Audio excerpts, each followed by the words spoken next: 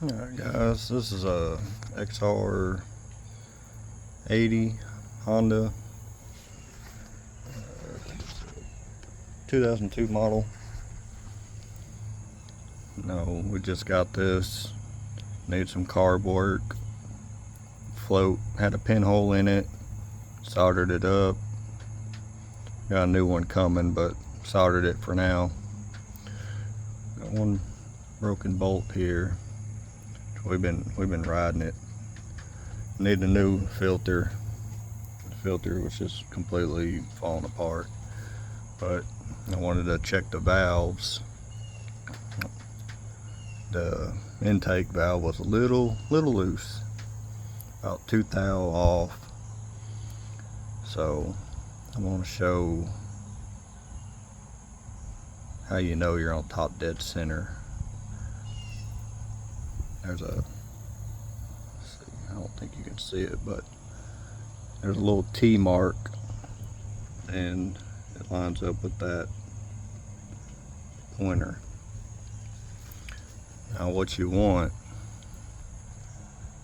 is you to be able to move this back and forth, and there's no valve movement.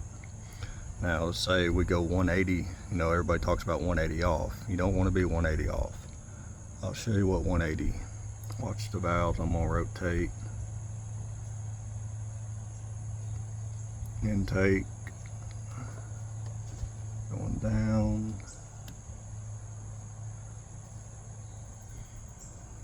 and it's coming back up. Now I'm back on the T. Well, look at the, see when you move it, the intake, you're 180 off. See them? The other one's the exhaust valve starting to move. So that's 180 off. So we'll rotate again. Find your T. There's no movement in the valves. And just another quick verification. You can look down the spark plug hole. Oh, can't turn the flashlight on, but your piston will be all the way at the top. Just a quick video. I know hardly anybody does this stuff anymore.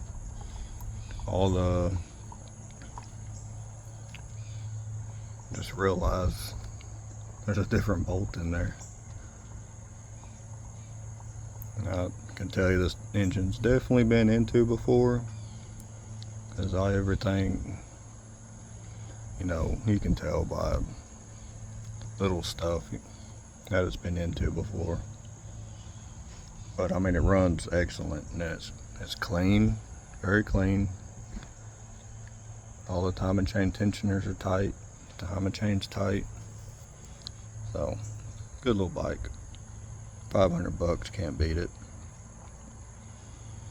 But just doing little things to check it over before we really run it hard. But I know people really don't talk about this stuff anymore.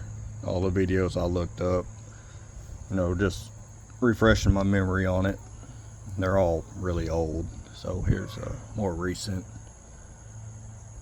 video, but pretty simple to do. And it's a good thing to check on these older bikes.